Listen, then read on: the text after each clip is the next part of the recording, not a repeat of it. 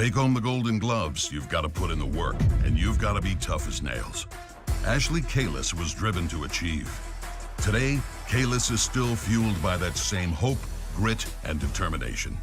A mother of 3 school-aged boys and successful business owner who ran testing and vaccination sites across the state. Kalis is the fighter Rhode Island needs right now because it's time for a change. Ashley Kalis for governor.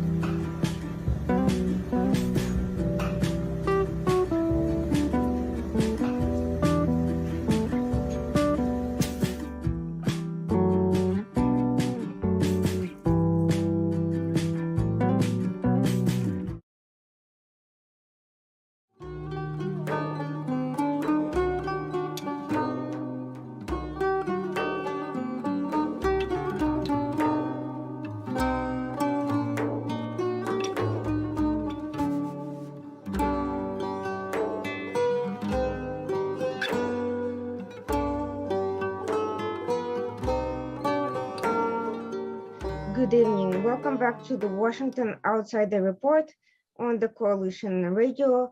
For those new to the program, my name is Ioannis. I am the editor-in-chief of the Washington Outsider. With us today is Ioannis Michelatos. He is a political and national security analyst. He focuses on Southeastern Europe, risk assessment, security issues. Today we'll be discussing how the Balkans are affected by the war in Ukraine, but we are not just going to be discussing the war itself, but also related issues, the energy crisis affecting Europe, the situation between Greece and Turkey, the rising tensions, and what direction that may be taking. Thank you so much for joining us. And if you could tell our audience a little bit more about our work before we get into the substance of our discussion. Good morning, Irina. Thank you for inviting me in this discussion. This is the topic that we're going to discuss as multiple levels.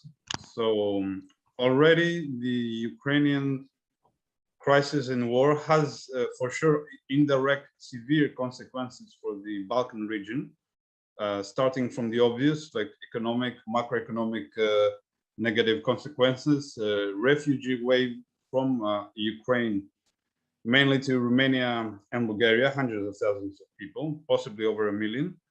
And there is a flare of nationalistic tensions brewing in the region of Bosnia, between the 3 nationalities, Croatian, Muslims, and Serbians, which is indirectly related, but according to some local pundits, maybe it could become a crisis in the near future.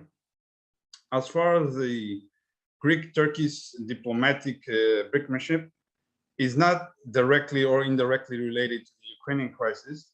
It's a long-term historical antagonism.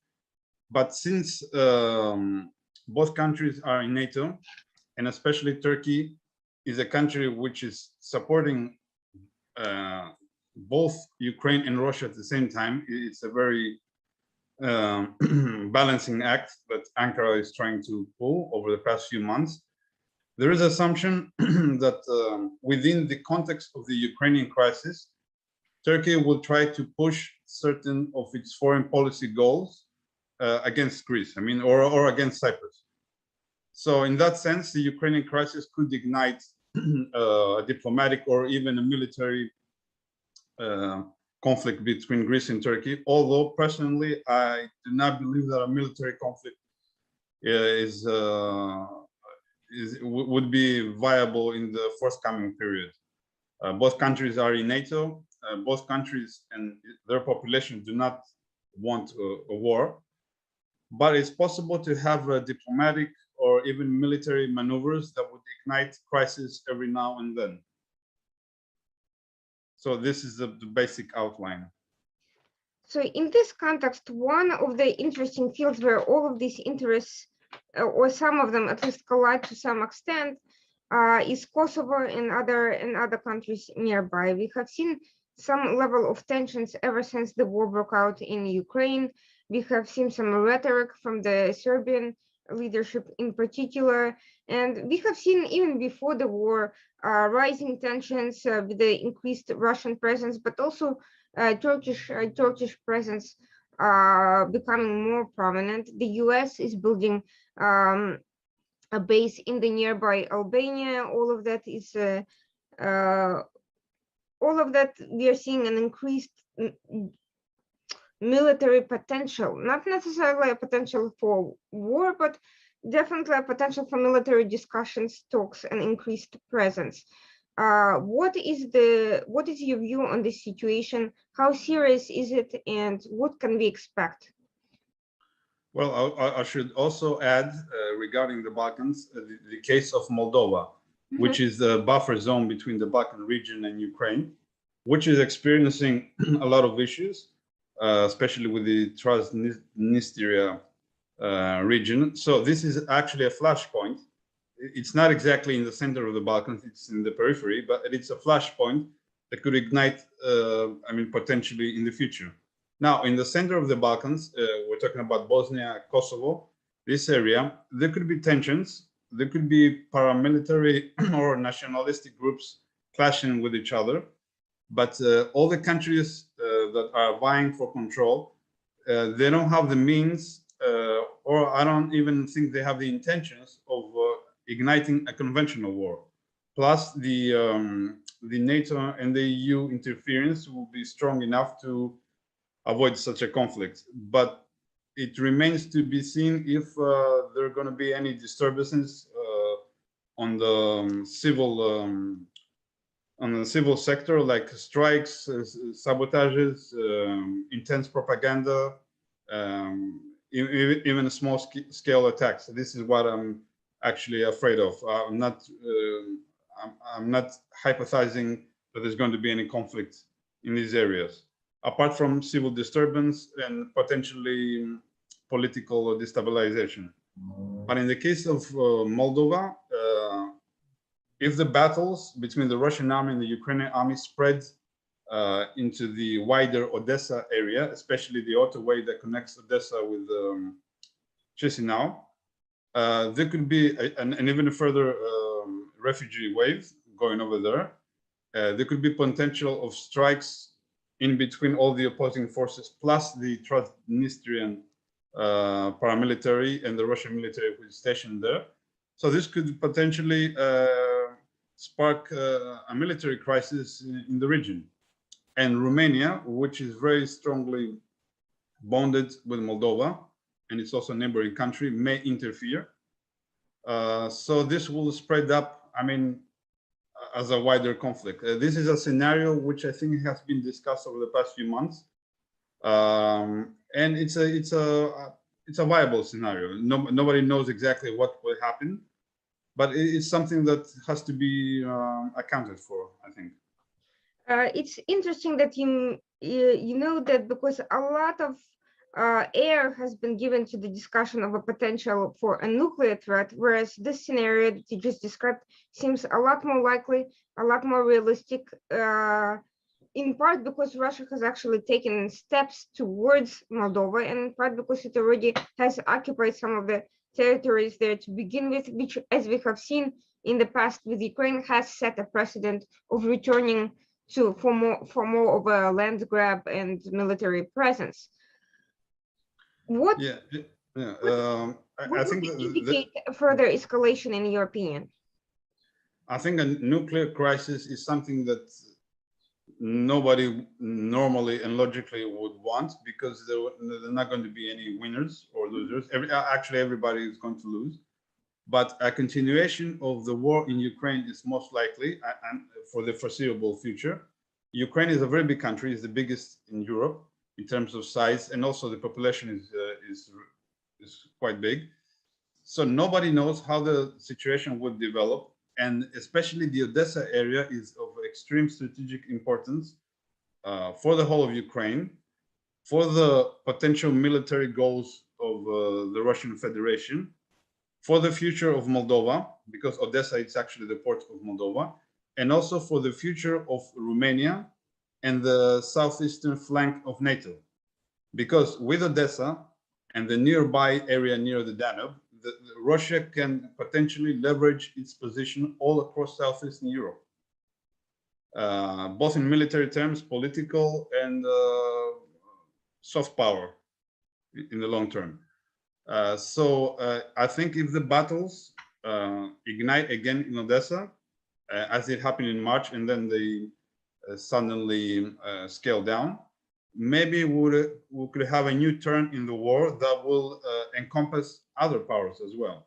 For the time being, the Ukrainian war theater is concentrated in the axis between Kharkiv, Donbas area up to Kherson, which is a little bit on the east from the Balkans. But as soon as we will see an invasion in Odessa or heavy battles in the nearby region, then the Balkans will come to the spotlight, the Eastern Balkans. And then we could say that things will become more tense, I think. Now, one of the issues that has been widely discussed is that Ukraine is not eligible for NATO membership due to the fact that it is partially occupied. That has become a convenient excuse which played into Russia's hands, and which that argument preceded this current turn of events, because we have seen that Russia has taken to occupy, to partially occupy several countries that would otherwise be interested in NATO membership and so forth.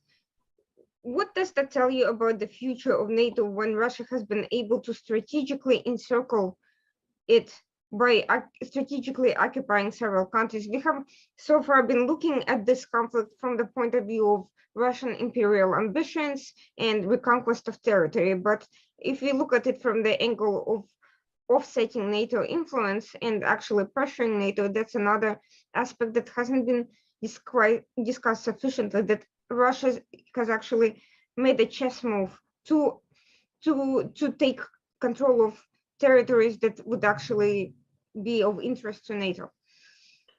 Yeah, this is a very complicated issue because Russia is not, in inverted commas, a normal country. It's a country that has a vast nuclear arsenal. If it didn't have this nuclear arsenal, probably, I mean, most certainly this war would never happen, or many other things would never happen. So when NATO, and especially the United States, is negotiating or opposing the Russian ambitions in the Black Sea or in Ukraine or in the Baltics, it takes into account the escalation that may happen, that if it leads to a nuclear stalemate, Russia could threaten with annihilation the whole planet and so on and so forth. So again, it's realpolitik at the end of the day. It's not about emotional diplomacy or economic diplomacy. It's who has the army and who has the will to use the army. So the Russians, they bet for many years now that their army is their foreign policy tool. It's a very realpolitik notion, going back to Clausewitz's position that the war is the continuation of politics with other means. And this is being followed with a very long-term strategy. So the NATO, on the other hand, it has become a political union, which tends to neglect its armed forces. I mean, there are countries in NATO which have very, very small NATO forces, despite their very high income level or GDP. I mean, in the old days, let's say in the 60s and the 70s, they could muster 100 or 150,000 soldiers, countries like Netherlands. And now they don't have a deployment force more than 5,000 people. That means that NATO lost its military edge, and now 90% of NATO's firepower is the American army. It's not the European army, the European armies, which are like 25 nation states or even more, and they have just 10% of the firepower of the United States.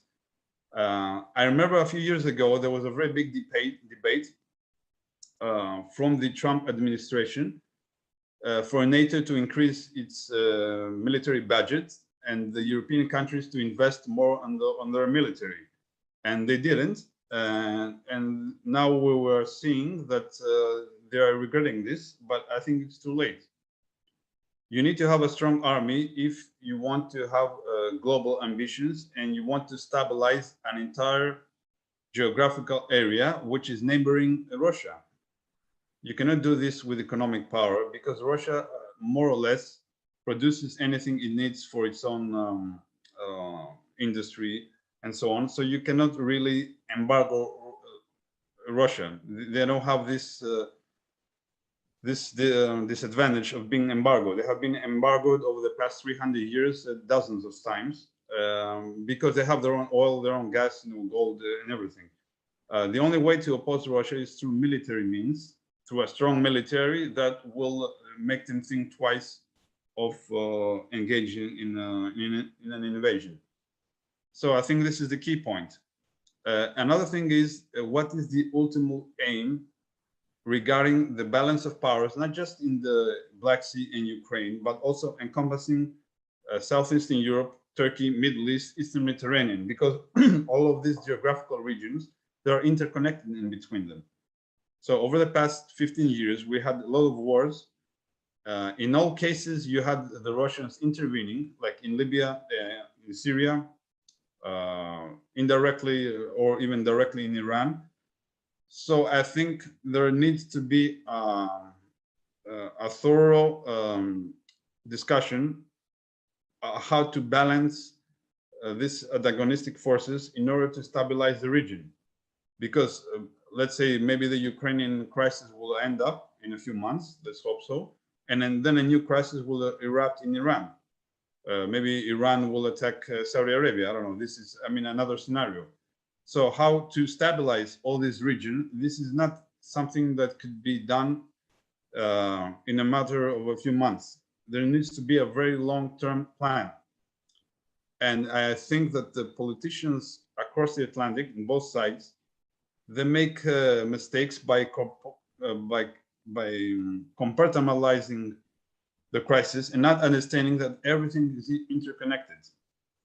And unless they get into this issue in a more thorough manner, I believe that instability will continue.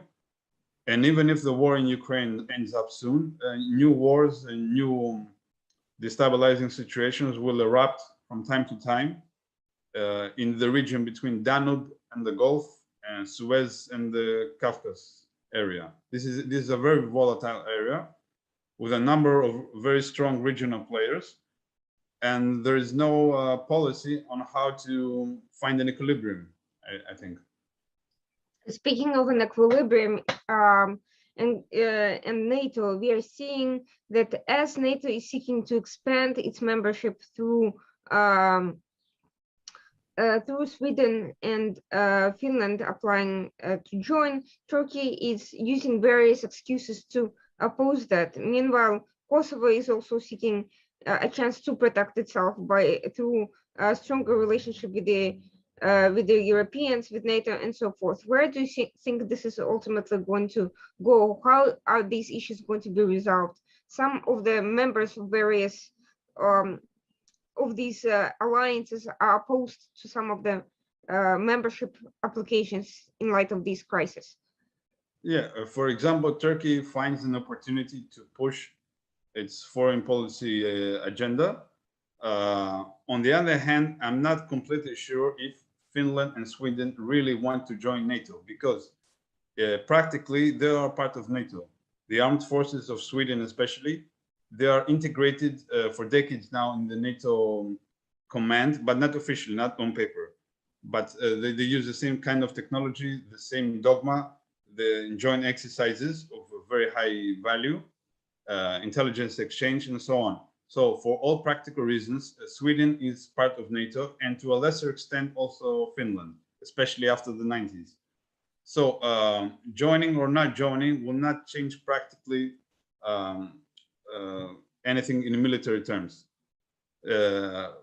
Turkey now, I don't think they have this very high on their agenda.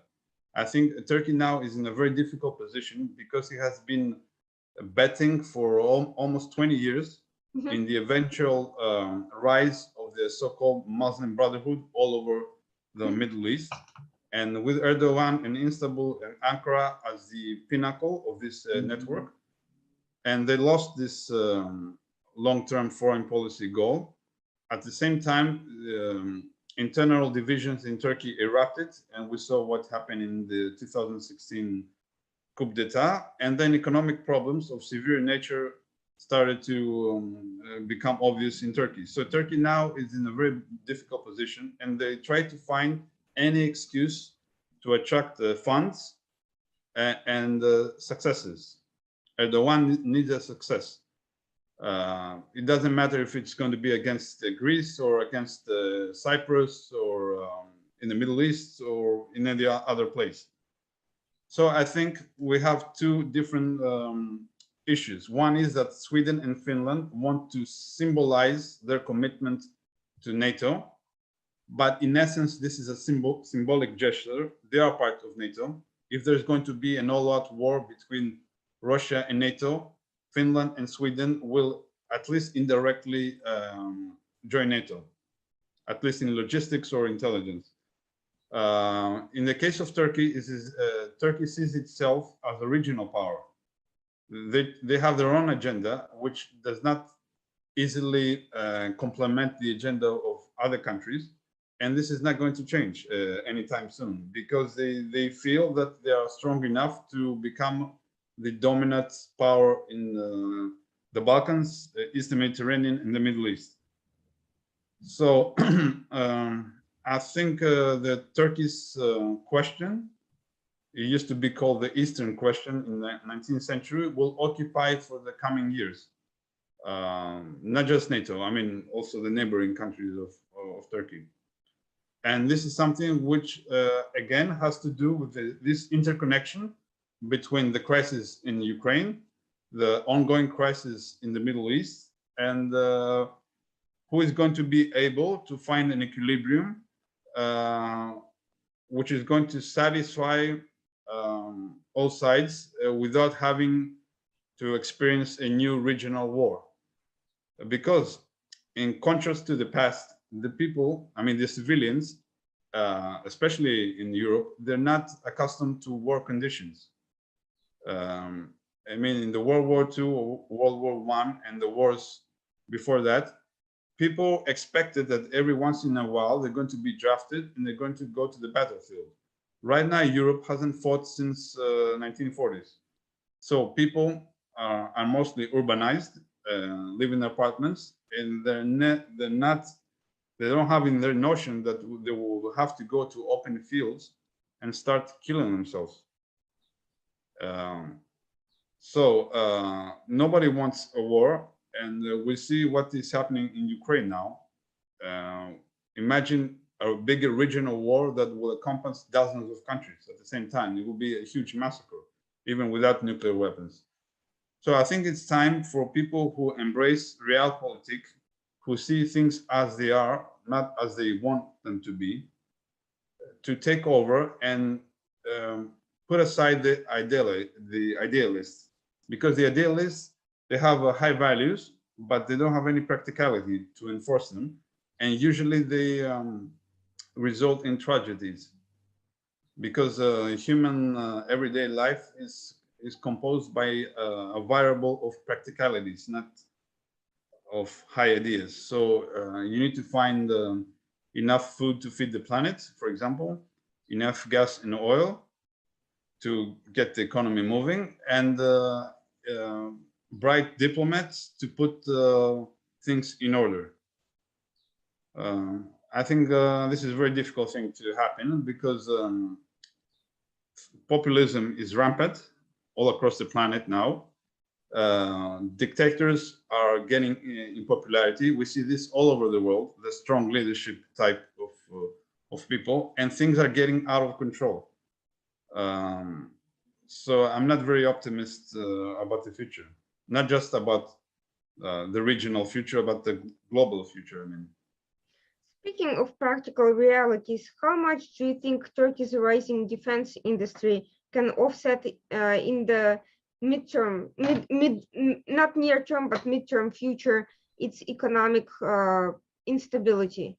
Can it use its defense industry as a mechanism of basically economic value to bring itself back out of its current crisis?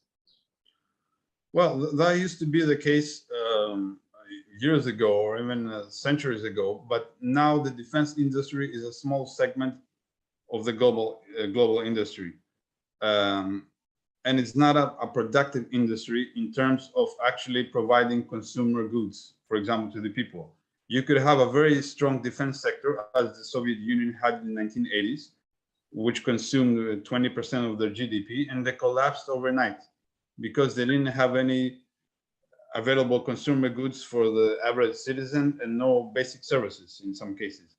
So first, you need to have a solid economy, and then you complement this with a strong defense sector that can help boost the technology, because a lot of technological startups actually started from defense producers.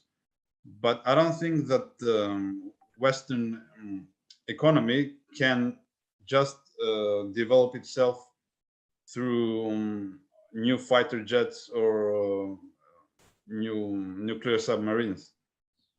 We also have to take into account the huge collateral debt, which is calculated into trillions, billions of trillions all over the planet, that has to be stabilized before new technological inventions push the whole economy forward. For the time being, we have a lot of ideas, but the reality is that the economy worldwide is still based on diesel engines, not electric cars. There's no available electricity to electricize and digitalize everything. Plus, the commodities needed for that are finite, and they're based in Siberia, Mongolia, Kazakhstan, in areas which I think are out of reach now of Western multinationals. Also in China, especially in the refining sector. So a lot of people have ideas, but the reality is we still live in 20th century. We have managed to increase our level of being through massive debt, but we haven't made the technological leap to the next century. And maybe this will never happen, or maybe it will happen next year with new inventions, but nobody knows. For the time being, we have a lot of ideas, a lot of design experimental patents, but the hardcore economics point out that we need more oil and gas, for example. Otherwise, Russia can make hundreds of billions of dollars and continue the war without having to practically embargo the West. I mean, there's a real problem right now in the West that they don't invest in what they need. They invest in what they think they need.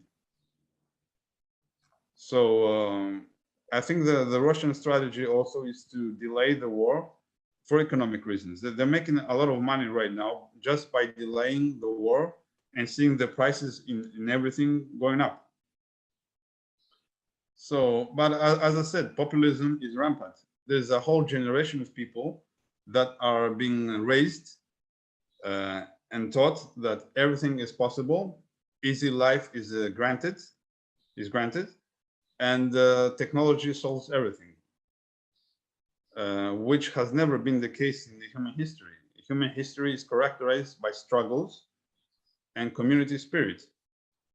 Now we see people who are completely individualistic and think that something magically would happen and raise their income level without them having to work or think.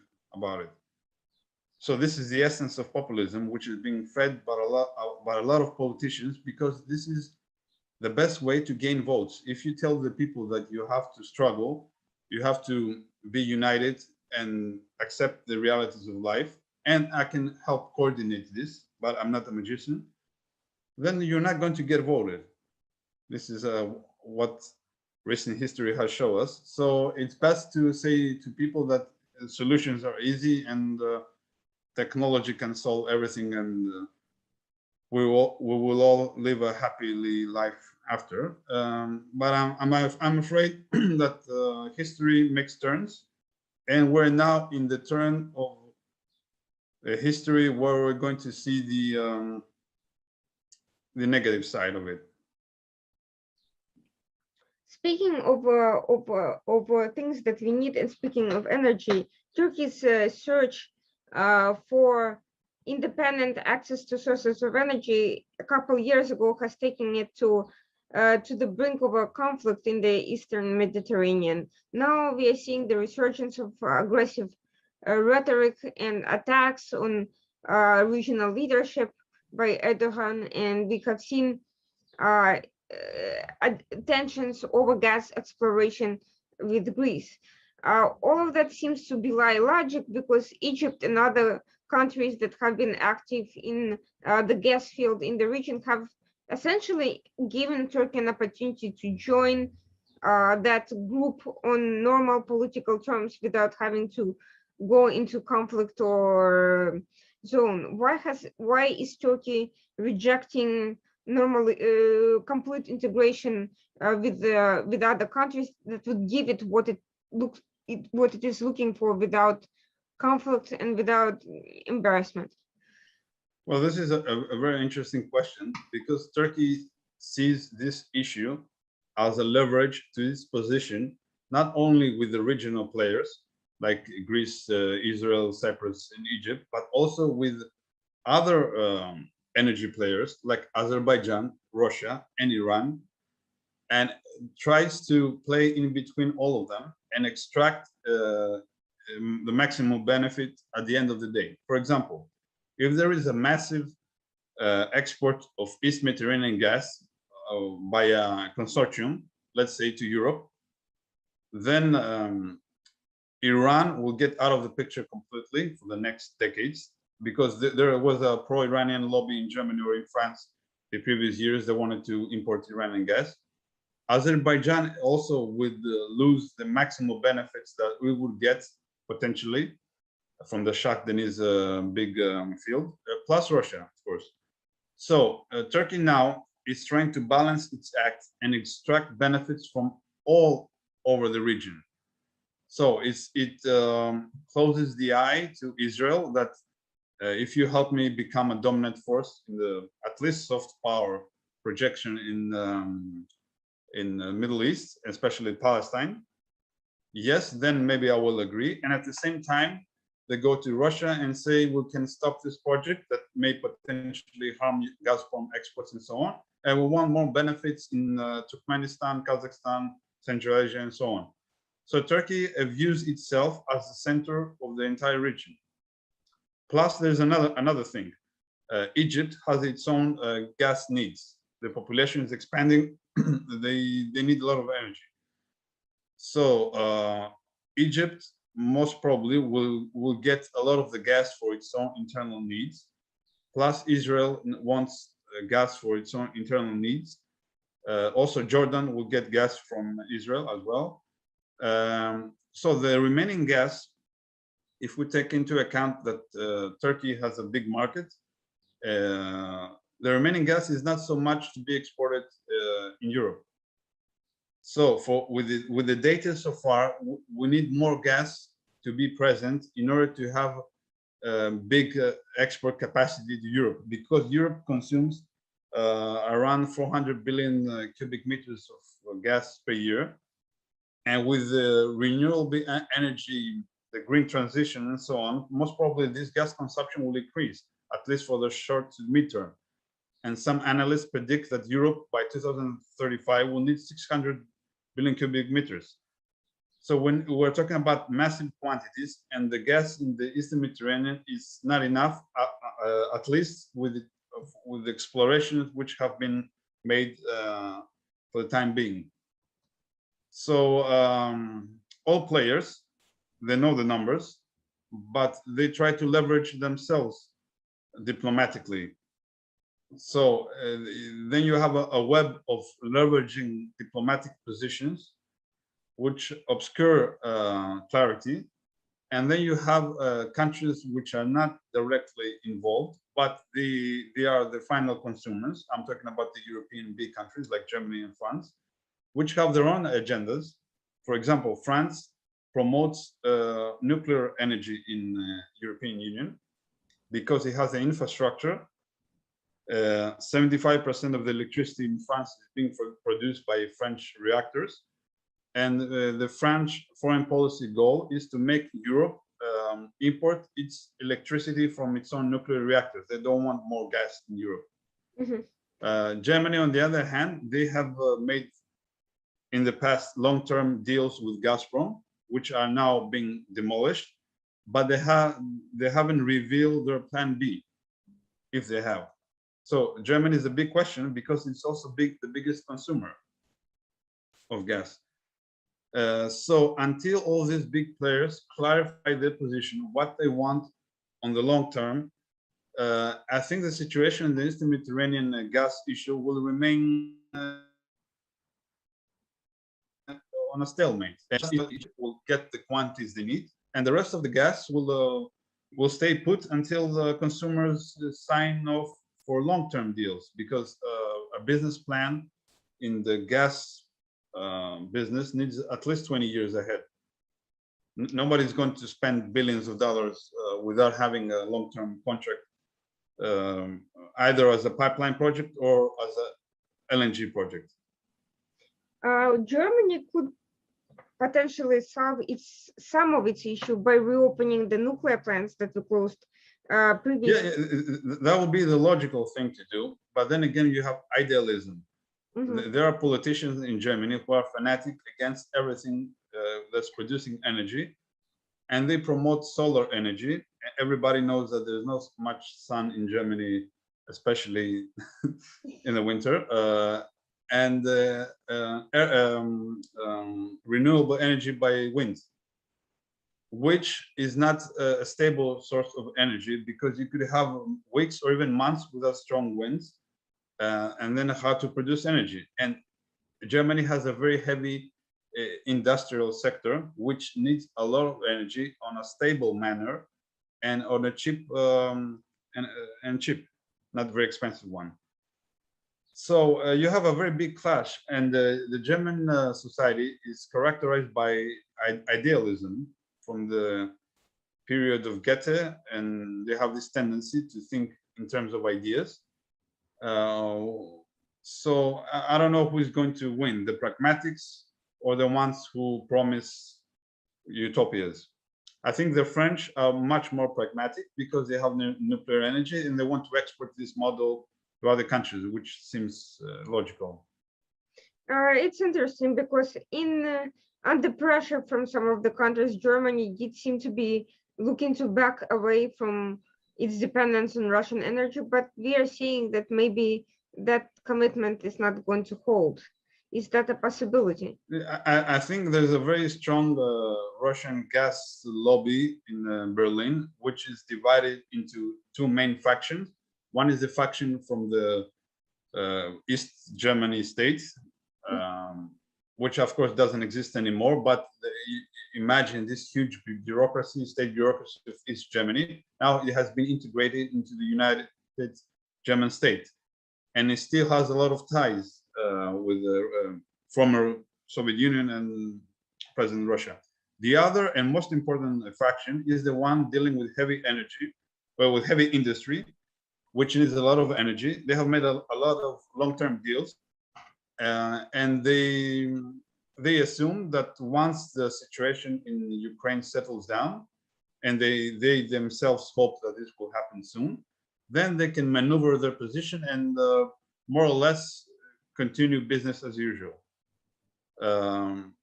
there are big companies. I don't want to name any specific ones, but very well-known industrial entities that they are almost 100% dependent on Russian gas. They have made all their long-term business plans that they're going to get a lot of gas from the Siberian fields from 1990s until 2050. So these industries are vital for the German GDP. On the other hand, the German politicians, they get their votes by people who are not versed in economics or energy. They don't really care. And they promise to them that solar energy will solve all these issues. So there is a stalemate in Germany now. Nobody has the courage to go and say that we made a mistake. We have to recalibrate all our strategy as soon as possible. And we have to do these specific steps. They all circumvent the truth by providing secondary options, which will not solve their problems.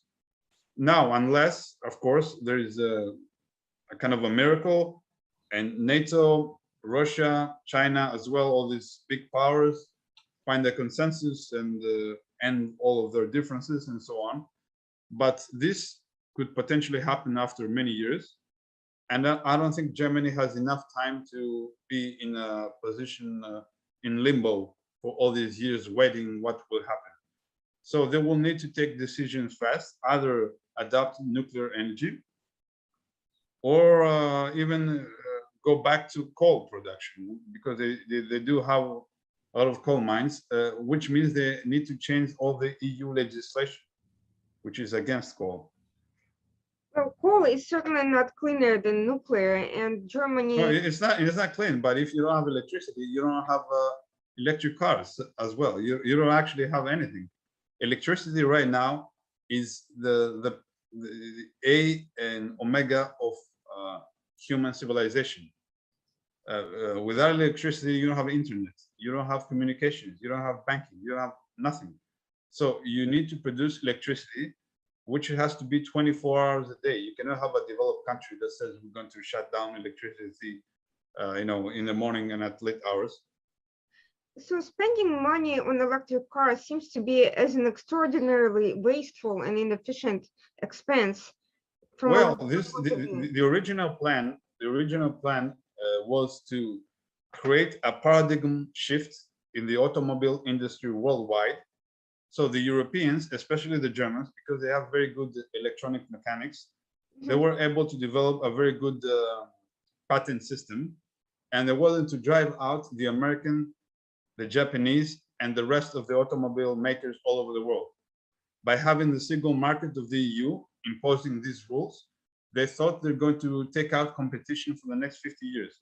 I mean, for example, the diesel machine was made by Germans. And that was the basis for the German industry for the past 150 years. This is a very good idea. The thing is, they forgot the geopolitics involved.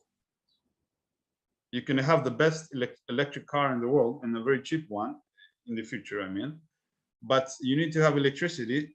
That means you need to have energy. And the energy resources right now are being dominated by Russia, Venezuela, Iran, Iraq, and other countries, which there are a number of grave issues.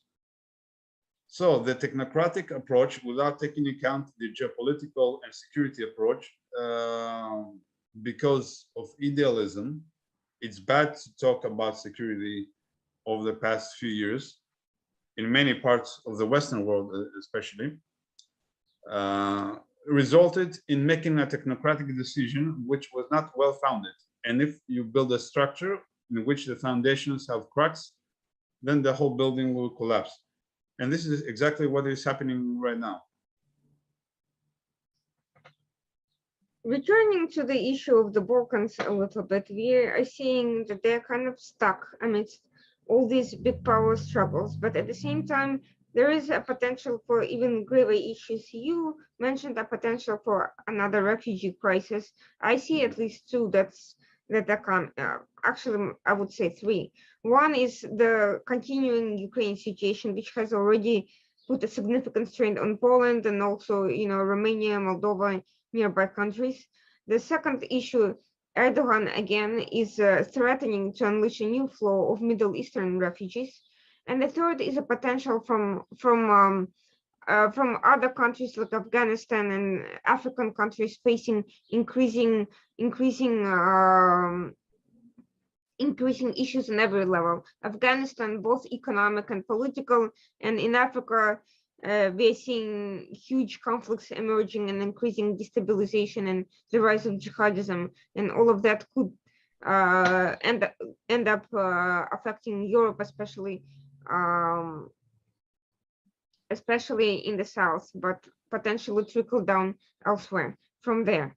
So with this potential for multiple refugee crises, how is the region expected to handle the situation, especially when there is also ongoing struggles of big powers, tensions, and possibility of small conflicts, small wars, asymmetrical wars breaking out?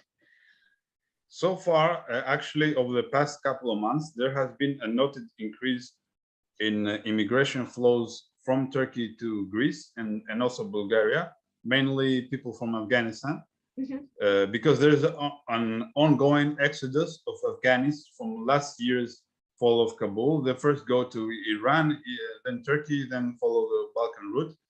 And there's a strong possibility, a lot of analysts and local experts, they expect this summer to have a big increase, people coming from also Pakistan. And if we add the food crisis, which again has to be correlated with the war in Ukraine, there is an expectation of sub-Saharan immigration flows that are going to unfold in the long term. Because people, for example, from the heart of Africa, they follow smuggler caravans that go up to Libya, and that takes months or even years for them to develop. So the events of 2022 will reflect in immigration patterns in 2023 and 2024. So for sure, the region will experience a lot of immigration pressure. And I don't think that the European Union is ready for that, because they have neglected they haven't really formed a long-term strategy on how to deal with immigration at first. They have swinging back and forth between a hardline policy and a soft policy without having a concrete stand. Plus, individual countries, they all follow their own policies. Some countries are extremely strict and they try to divert flows to the neighboring countries. Other countries have like open border policy and so on. So I think this is a very big issue that is going to make the headlines by late summer 2022. What measures can be taken to protect countries from these flows of refugees? After all, there is no inherent right to settle in the country of your choice. There is a right for temporary shelter from, in the first country that's safe for you. How does that work with this is in theory. In practice, first of all, not all inflows are recorded. So the ones who are recorded are actually the ones who got detained. In some countries, there are twice or thrice the number of people who just got into the country in the ghost manner, and they exit the country as well. So you have a mass of people who are moving around the European periphery who are not known to the authorities, and they are going from country to country, doing odd jobs and so on. So the numbers are bigger than officially measured. Plus, you have the exceptions.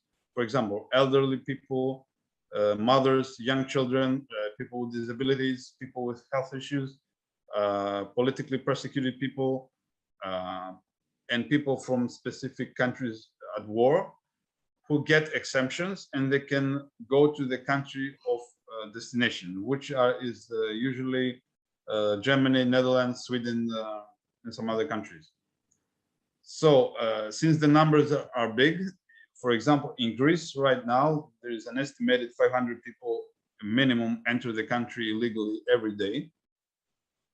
So that means every month you have 15,000 people, out of which less than a third are officially registered. So that means that you have around 10,000 people who either get stuck in Greece or find a way and then enter the Balkans and then go towards Central Europe. So this is a very big number of people, because you have equivalent numbers in Spain, Italy, plus you have secondary flows going from Turkey with small boats to different parts of the Mediterranean. You have also people going into Bulgaria, and you have people who have more money and more connections who are able to get into Europe with touristic visas, investment visas, medical visas, and so on, using all kinds of paperwork and contacts they have. And once they reach Europe, they never go back. I mean, it's a one-way trip. And these people, they are substantial. There was a corruption case, for example, in one consulate of one Balkan country, I'm not going to name it, in India, a couple of years ago. They issued 4,000 touristic visas, knowing that these people are just going to go for a one-way trip in less than 2 months. And there are a lot of corruption issues just from the consulates all over the world. There are a lot of people every day, they embark on a plane and they legally disembark in an airport in Europe and they vanish. Plus, you even have the cases of people from East Asia, especially China, Vietnam, Cambodia, getting stuck, let's say, into containers and getting shipped to Europe or to United States. And from time to time, you can hear cases of people found in containers or died in containers and so on. Then you have also the Eastern route. The Eastern route is Central Asia, Russia, Belarus, towards Poland or the Baltic states. And before the war, going into Ukraine and then dispersing Poland, Slovakia, Hungary, Romania. So Europe actually, I think, has more than 3,000 people entering its EU territories per day as we speak, more or less. So a combination of these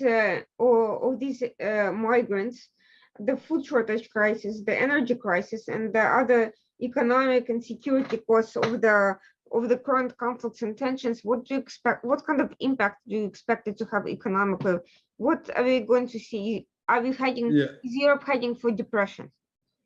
For the time being, the European countries, I mean the European Union countries, they are resorting more and more in increase of taxation, usually indirect taxation. So, for example, in the 1970s, the French state consumed about 30% of the country's GDP. Now they consume 55%, and this is increasing.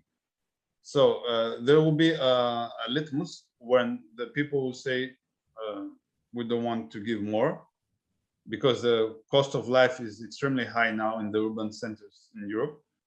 And then the whole system will start to disintegrate, because the system is based on increased receipts for the state, and then the state will hand out subsidies and pay for expenses.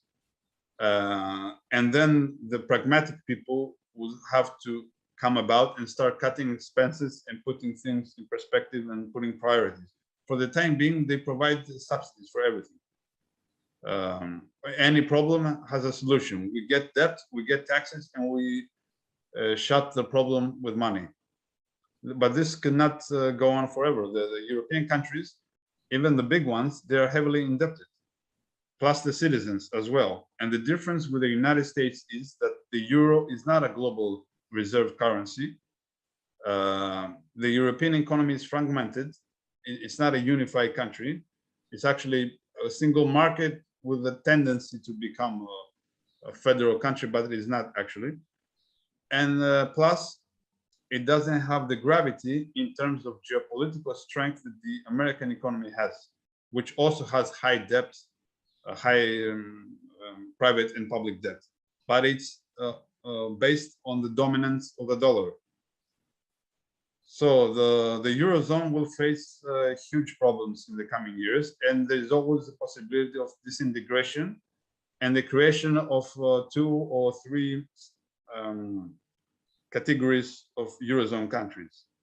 There was an old plan that was discussed back in the early 2010, 2012, to have a Eurozone in the central northern Europe and a smaller Eurozone in the Mediterranean countries that would have a 30% depreciating value in order to boost the economies of Italy, Spain, and Greece to overcome structural problems. I think this is a likely scenario.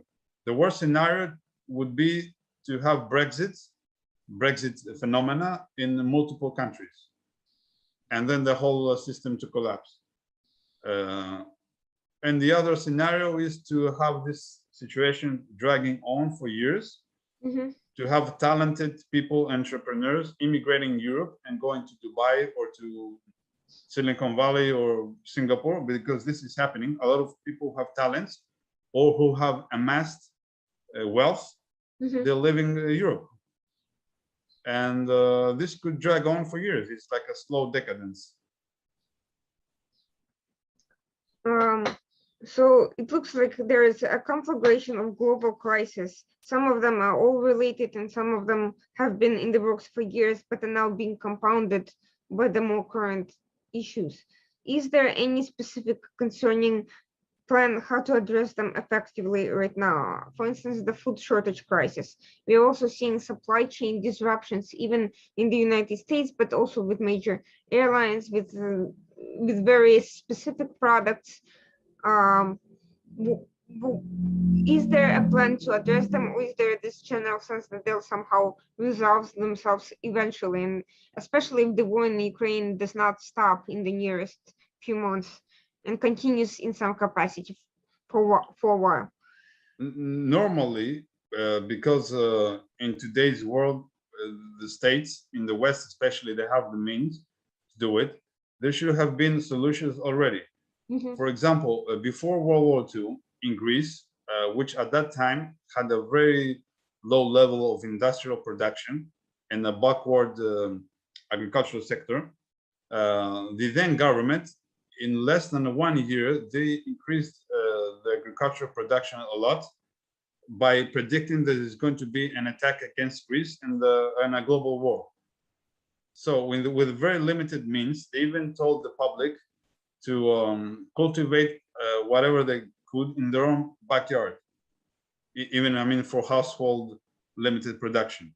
There was a nationwide campaign to produce as much as possible for anything which is edible. I think right now the United States or countries like Germany, they could enact nationwide projects to increase their domestic production. But they're not doing this, either because they believe the war will end up soon and everything will be normal after that, or because they don't realize the gravity of the situation and the multiplication of all these crises could then fall into a mega crisis, which is like an avalanche. You cannot stop it. And the ordinary people, as long as they have electricity, food, and their night out, they're not worried. But once they get worried, you cannot really control the public. You cannot say with a public program, today you're not going to eat, don't worry, tomorrow you will have food. It will be a public confidence crisis.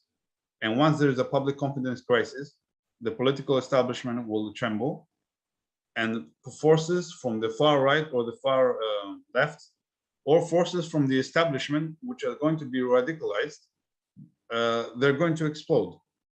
And we witnessed this in Europe in the 1920s and 30s, and that resulted in the Second World War. So this is very serious. But I don't think that the political class is understanding the gravity of the issue, because if they did, they would enact policies of increasing production in the basic materials, and they have the means to do it. By the way, before the war broke out, we already were dealing with the pandemic-related disruptions and things of that nature, and we have seen the danger of over-dependencies on China or other actors for basic necessities, and yet, far from effectively, after over 2 years of that situation, we are still seeing the same thing. Nothing much has changed. Exactly. because the people who got genuinely worried about all the things we're discussing right now are actually the people who are working into the real economy, the people who are doing international trade, or they're producing something. They understand that something is wrong, but the majority of the people now, they are becoming employees that, through populism, they believe that everything is being produced through an automatic manner. So, for example, something which is produced in China, it will find its way to Los Angeles in a couple of weeks with no problems, because this is a natural way of business, which is not, because there could be a war in Taiwan at any moment. There could be a clash between Washington and Beijing at any moment. So the products for the everyday necessities will not be present anymore, and they cannot be produced out of thin air. So in the older days, you had a big number of people in the Western world that actually produced something or traded something or had a basic assumption of what real economy is. But nowadays, this number of people is going down, and the greater number of people are people who are not educated of how actually the trade flows in international production is being formed. So I think there's a lack of education by the public, because if the public understood that their necessities depend on faraway lands by governments which are hostile to its own government, they would get a little bit panicked, I think. Finally, on the security front, years of ongoing crisis of various forms tend to contribute to radicalization of populations, especially when there are populist movements already afoot. And we are seeing that, first of all, with the rise of poverty, the rise of physical economic problems, there's all sorts of issues rising to the surface, and we're also seeing the deliberate exploitation of such sentiments by various radical groups, both internal and external actors.